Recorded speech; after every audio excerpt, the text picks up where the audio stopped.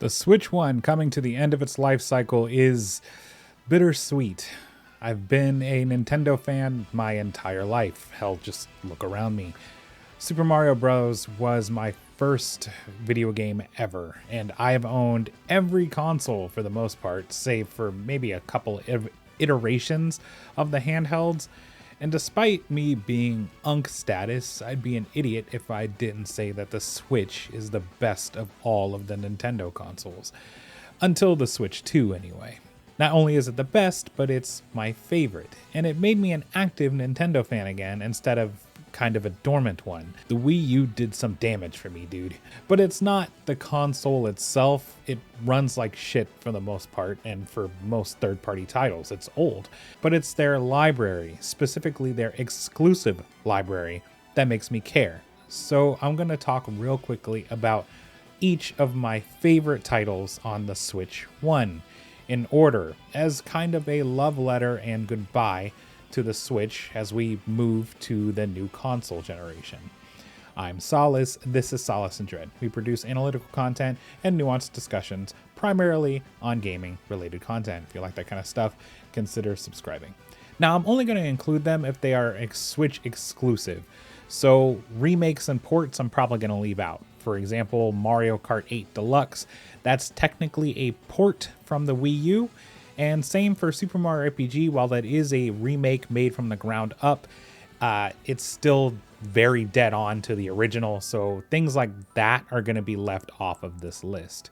Starting with number 10, Bowser's Fury. Now, I feel like I'm cheating already, but this is an add-on game to the port of Mario 3D World, and the add-on was only available on the Switch. So I'm speaking exclusively about the add-on, Bowser's Fury. But when I first saw this game, my mind was blown. Then I played it, and my mind was taking back shots and getting a reach around. If this were a full-on game on its own, it would probably be in my top 3 3D Mario games. For real. I have an unholy love for Bowser and Bowser Jr., and I was beyond excited seeing that second player gets to use Bowser Jr. Doesn't mean anything though, because my wife hogged him through the entire playthrough. But anyway, the epic levels of battle with a giant kaiju Bowser versus Super Saiyan Cat Mario, and the fun feeling of the 3D World moveset in a full 3D game, the music, the setting, is all ticking the right boxes for me as a Mario fan. The dread, it was just too damn short. There were different areas that was like essentially in a giant sandbox, and each area felt a little bit different in playstyle and aesthetic, but this is not a full game. It's an add-on, and that's all I can really say that's bad about it. But it's a big one. Number 9, Luigi's Mansion 3. I've played all of the Luigi's Mansions game now, and I'm not the biggest fans of these games if I'm being honest. That is until Luigi's Mansion 3. What a fucking game. This took the concept of the first game and some aspects of Dark Moon and really maximized on both. The hotel floors all feel wildly different. There's not a ton of annoying backtracking, though there is some. But it's not so much that it slows the game down too much. The puzzles are fun, the combat is great. This is what Luigi's Mansion should have been the whole time. The game is funny, it's definitely one of the best looking games on the Switch, and it plays better than either of the previous entries. This is the best Luigi's Mansion game, and I'm not sorry for saying it. The dread is that it's a tiny bit longer than it needs to be, and no matter how you slice it, it's still a collectathon in the end, getting graded on how much crap you picked up in the end. And the challenge is a bit lacking. Luigi kicks the shit out of these ghosts pretty easily. It's still the best one, so no big deal. Number 8, Paper Mario Origami King. I know this isn't a super popular entry in the Paper Mario series, and everyone endlessly glazes Thousand Year Door or Paper Mario 64, but I loved this game and it had merits of its own right. The Solace. Honestly, I can say this game scared me when I saw the combat was puzzle-based in the initial trailers. I'm kind of smooth-brained, but I thought I was gonna struggle bus the entire way through the game. But the game did a great job of introducing puzzle mechanics in a way that made sense, and it didn't leave me stumped too often. And even if it did, there was ways around it. Also, the story is one of the better Paper Mario stories. It is an RPG and the stories matter. It still pales in comparison to Thousand Year Door and Super Paper Mario, but not too badly. And the companion character, Olivia, I'm just gonna say it, she is by far the best companion in a Paper Mario game. The dread for this game is the linearity. If these worlds and the areas were huge and beautiful, but once you finish like your main quest there was literally no reason to go back and explore. And I'm not saying I want backtracking, I'm saying backtracking is nice sometimes, at least a little bit. Give me a reason to have this big lush world. That really hurt the value of all of the lands. Why pour all this love and detail into it if you're just a passing tourist? It's kind of stupid. That's all I'm going to say negative about the game, because people dogpile on this game and it's really not that bad. Grow up. Number 7, Astral Chain. I fucking loved this game. This is the Platinum Games developed, Nintendo owned IP. And this is important to mention because we're going to start with the dread on this one. As beautiful as this game is on the Switch, it would be literally twice as good on any other platform, but it's trapped on the shit hardware of the Switch. And at best, we'll get a Switch 2 upgrade at the tune of like $30 or something, and it still won't be as good as it would be on PS5 or PC. And Nintendo is not going to share this to be purchased for third-party consoles. There's just no way. The Solace, though, the game and the mechanics, the difficulty, the post-game content, the visuals, the soundtrack, it's chock full of neck-breaking bangers. Everything about this game is great. This is legitimately the most underappreciated game on the Switch, and it's not even close. Just fuck, why does this have to be a Nintendo exclusive? The controls take a little bit of getting used to, but once you do, it's just a cut above. If I had to say any other negative though, jumping back into the dread for a second, I would say that the pacing is sometimes a little shitty. The game does this repeated ramp up where one moment you're playing detective searching for clues in a dumpster or some shit, but then all of a sudden you're fighting a god in a virtual labyrinth riding on the back of a cyberwolf at breakneck speed. It's fucking weird. If you haven't played it, play it. This game, top notch. Number 6, Kirby and the Forgotten Land. Now, I might be hurting some feelings when I say this, but Kirby and the Forgotten Land is the best Kirby game of all time, and that's not close. The Solace, this is the beginning of a new era for Kirby, giving him a chance to roam in 3D environments instead of relegating him to side scrollers.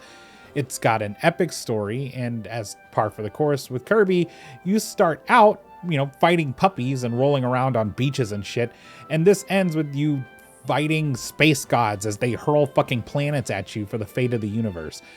And Kirby's moves, they feel incredible. The upgrade system that's found in the game allows flexibility in how you approach some of the harder bosses, and this is rarer for Kirby.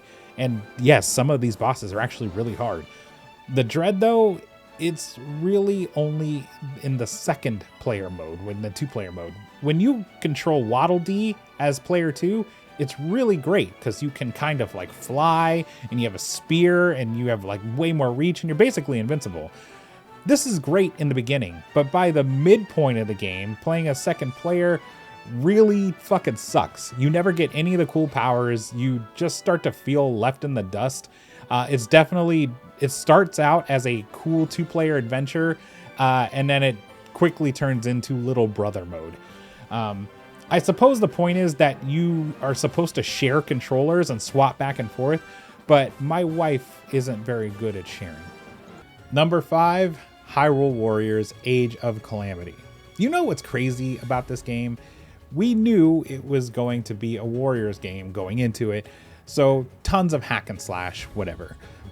What I didn't expect is getting all of the story and character development that we were kind of promised in Breath of the Wild's misleading trailers. It all shows up here. I already loved Breath of the Wild Zelda. This deepened my love for her and all of the characters tenfold. The combat was fun as hell. These massive epic battles, getting to actually experience all the battles that took place in the histories of Hyrule that you end up learning about but never actually get to experience. I love the Warrior series anyway. Putting a Zelda coat of paint on it makes me love it that much more. Also, this game is hard if you want it to be, especially post-game. They really don't pull the punches. You have to be damn near pixel perfect to do the final levels of the game under the time limits that they punish you with. But the Dread, this game runs so badly on the Switch. It was laughable sometimes, especially on 2-player mode. We're talking like down to about 10 FPS if you were lucky. This is the biggest thing that held this game back, is the abysmal performance. Again, I love Switch titles, not a fan of the hardware. This game, excellent. Number 4, Super Smash Bros. Ultimate. This game will probably define the Switch lifespan for me. I didn't put more time in any other game on this console than Smash Ultimate. I know there's a lot of Smash Brawl glazers out there, but all things considered, Smash Ultimate is the best one in the series and is Sakurai's best work. The sheer dominance this game had on our collective mental, the hype over a character getting added, it was like nothing ever before this. Shit, Steve broke Twitter when he got added. Name another DLC character for a fighting game that did that or ever will do that. You can't. This game is fun for competitives and casuals, though more so for competitive players. And it's considerably well balanced. I've met a lot of friends online through this game, and I'll always be thankful for what this title brought for me.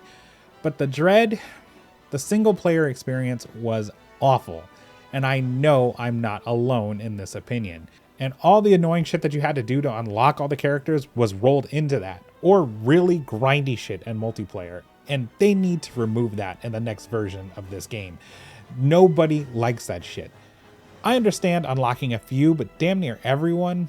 Nah. And lastly, the Smash community is probably the worst part of Super Smash Bros. It's full of Pedros at the top level and unwashed asses at the bottom. No thanks. Number 3, Animal Crossing New Horizons. All right, Animal Crossing hot take. The next Animal Crossing game should completely do away with turnips. It completely ruined the gameplay and the multiplayer economy if you knew what you were doing. They also need more activities for you to do in multiplayer. You honestly couldn't do very much when you visited somebody's island, and coming or leaving completely halted the gameplay. Everyone played Animal Crossing during the pandemic, and our villagers all hate us and shit now, but despite the flaws, I don't know if it gets enough credit when we talk about the greatest Switch games. This game kept me from having to face my crippling depression for months. It was one of the things that brought us all together in a time that we were all separated. This game, aside from Smash, is one of the ones that defines the Nintendo Switch era. Thousands of hours spent wasting time in this beautiful sandbox, polishing an island nobody cares about. But I did. Boy, I cared. Every inch of my island was planned. Y'all have islands. I have a city with districts. Anyway, the next Animal Crossing game will definitely have a lot to live up to. And this isn't just a top Switch game for me. It's in my top games of all time, period. The next one might be better, but I know for a fact it won't have the same level of success by a country mile. New Horizons came out right at the right moment, as everybody was stuck at home with nothing to do. They'll never catch that same lightning in a bottle. Number 2, The Legend of Zelda: Tears of the Kingdom. You knew I was going to talk about this at some point. Despite the neckbeards whining and complaining about this game on Twitter, this is legitimately one of the best Zelda games ever made. It's a masterpiece. The gameplay of this game was just so innovative and rewarding. This is one of those games that you take a week off to just immerse yourself in and forget what time and day that it is during the week. Eating dinner at like 9 a.m. and shit. Showers become infrequent. Meals skipped. All because you're too busy torturing Koroks and buying or building flying death machines. Oh, and I guess there's a story you gotta complete in there somewhere too. But honestly, who gives a fuck? I'm fighting Lionels with laser cannons and bomb surfing down a mountain.